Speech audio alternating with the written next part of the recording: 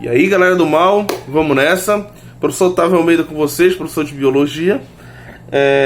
Eu vim aqui hoje para mostrar mais uma vez que, apesar da crise que nós estamos passando, a gente precisa caminhar, a gente precisa andar, a gente precisa prosseguir, beleza? E assim, o coronavírus ele veio para modificar nossas estratégias, e a minha estratégia para que vocês consigam entender o conteúdo é justamente essa: promover minhas videoaulas curtas para que vocês fiquem entendendo sobre o assunto e que vocês podem combinar ou me contactar a qualquer momento para retirar dúvidas sobre o conteúdo que a gente está vendo em sala de aula e que teve que dar uma parada por conta desse surto, tá certo?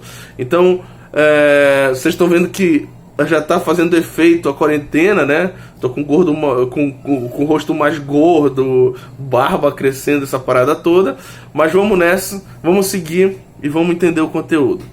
Galera, então para a gente iniciar a nossa primeira aula, primeiro a gente precisa fazer uma comparação entre o grupo anterior, o filo anterior, que era o plateuminto, né? Lembrando que ele era um verme achatado, ele não tinha celoma. A gente falou que ele era triblástico, mas não produzia celoma e tal. Era parasita também. Esse novo filo, ele é também muito parecido. O nemateuminto, em vez de corpo achatado, ele vai ter um corpo cilíndrico, com as extremidades mais finas na ponta, uma extremidade onde vai ficar a cabeça, a boca, e a outra extremidade onde vai ficar o ânus, né? Porque nesse animal a gente já tem ânus.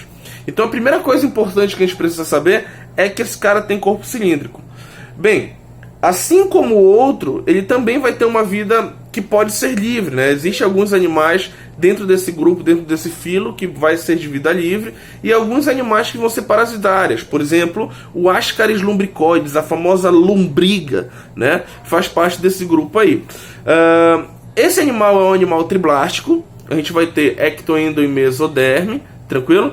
Só que nesse caso, a mesoderme ela já vai funcionar, coisa que não acontecia lá no plateuminto, tranquilo?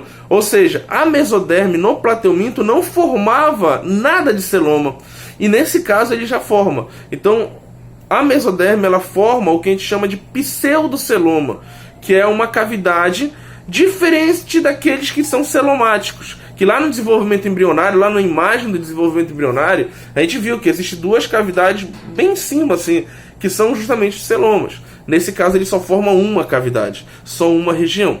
Mas é o suficiente para que, por exemplo, esse pseudoceloma ele produza um líquido que vai ajudar todo o corpo do animal. Por quê? Porque esse celoma ele vai ser importante não só por ser uma cavidade, por dar essa configuração cilíndrica para o bicho, mas também para produzir um líquido. E esse líquido é chamado de líquido pseudocelomático, que vai ajudar, entre outras funções, né? Vai ajudar no movimento do bicho e também vai ajudar principalmente na distribuição de nutrientes desse animal. Então vai fazer todo o processo digestório e os nutrientes vão ser liberados a partir desse pseudoceloma. Então essas são algumas funções mais importantes dessa parte celomática. Tranquilo? Outra coisa importante é que esses bichos têm simetria bilateral. Tranquilo? Ou seja, se eu cortar esse cara no meio, se eu tiver um corte longitudinalmente nesse animal, a gente vai ver que a parte tanto da direita como da esquerda vão ser iguais, tranquilo? Vão ser parecidas. Então, por isso, senhores do mal, eles são chamados de seres com simetria bilateral, tranquilo? Lembrando que como eles já têm ânus, já têm boca, eles já se encaixam numa classificação que são deuterostomados ou protostomados. Nesse caso, eles são protostomes. No desenvolvimento embriológico, o início deles começa pela boca, por isso protostômios, tranquilo? E também uma coisa muito importante é na questão sexual. Esse cara, eles são seres dioicos, então a gente vai ter macho e fêmea. No entanto, galera, apesar de eles serem dioicos, fazerem o processo de reprodução sexuada e tal, eles vão ter o que a gente chama de dimorfismo sexual, porque a fêmea, ela diverge do macho em relação a questão corpórea. Então, o macho e fêmea eles são bem diferentes, assim, sabe? Então, por exemplo, quando a gente pega por exemplo, se eu pegar aqui, por exemplo, a enterobiose, né? Que são feitos por esses bichinhos lá, a gente tem o macho e a fêmea bem grande um do outro, né? E assim, a fêmea maior, o macho menor, e a reprodução é bem complicada, porque eles são seres diferentes, tranquilo? Então, nesse ponto, é importante a gente entender que há um dimorfismo sexual, uma diferença entre macho e fêmea, beleza? Então, nesse caso seguinte, a gente precisa entender sobre os sistemas também desse bicho. Assim como acontece no plateuminto, o nemateuminto, ele também vai ter dois sistemas que não vão, digamos que não vão funcionar com órgãos, porque eles admitem que a difusão faça esse processo, que é justamente o sistema circulatório e o sistema respiratório.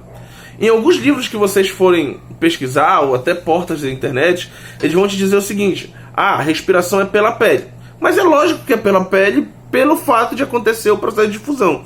Lembra que o processo de difusão, galera, é um processo em que a membrana plasmática da célula, ela permite a entrada de partículas dentro da célula, tranquilo? É um tipo de transporte que vai acontecer sem gasto de energia, beleza? E a favor do gradiente de concentração, ou seja, ela tende a equilibrar ali a quantidade de substâncias, a quantidade de partículas dentro e fora da célula, beleza?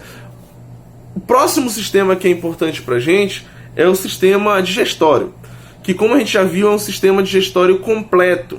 A digestão, ela vai ser extracelular, diferente do que acontecia no plateuminto, porque no plateuminto a gente viu que acontecia extra e intracelular.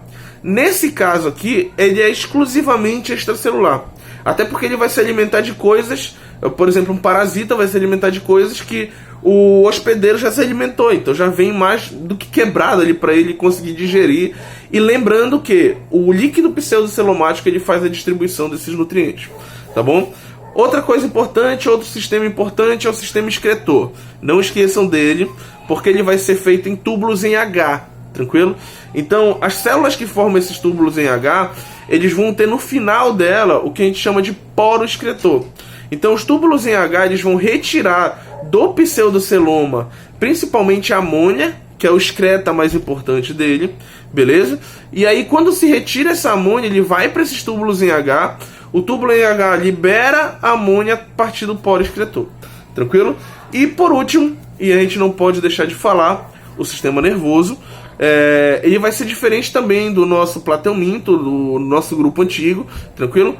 Porque em alguns livros, em alguns portais da internet, tu vai ver assim, é igual ao plateuminto, mas não é tão igual não. Por quê? Porque o nemateuminto, ele vai ter dois cordões nervosos envolvendo a faringe desse bicho, beleza? Então, dois cordões nervosos ao redor da faringe e dois cordões que passam ao redor do corpo, um ventral e um dorsal, beleza? Então, a informação, ela vai do cordão nervoso, que está lá na faringe, que é um anel nervoso, beleza? Para os cordões nervosos que vão ao redor do corpo do animal, tranquilo? Então, nesse caso, é importante entender justamente isso, tranquilo? No mais é isso. Aí a gente tem 9 minutos de videoaula. Espero que tenha ficado mais claro para vocês, tranquilo? Lembrando que o sistema reprodutor ele só vai acontecer de maneira sexuada, então a gente vai ter gametas acontecendo aí, tranquilo? Macho e fêmea tendo gametas, e aí variabilidade genética acontecendo. Eu espero que vocês tenham permitido eu entrar aí na mente de vocês um pouquinho, para fazer vocês entenderem. Então eu fico por aqui e a gente se vê em novas videoaulas. Fui, valeu galera, tchau!